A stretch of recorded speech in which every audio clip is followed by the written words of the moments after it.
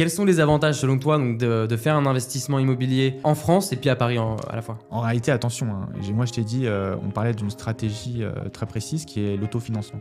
L'autofinancement, je pense pas que c'est une bonne stratégie à Paris. Pour une raison simple, c'est que ton taux de rentabilité est pas assez élevé et du coup, tu vas pas couvrir avec ton loyer le remboursement de ton prêt plus tes charges récurrentes. Par contre, Paris, c'est extrêmement intéressant et en réalité, tu vois, genre j'ai beaucoup de clients qui vont venir investir à Paris, mais c'est des clients qui vont être pas focus déjà uniquement investissement. Donc c'est-à-dire que par exemple, si tu es un expatrié et que tu te dis, bah moi j'ai envie un jour de revenir en France, ça peut être intéressant d'investir à Paris et que quand tu reviennes, ça fasse office de résidence principale.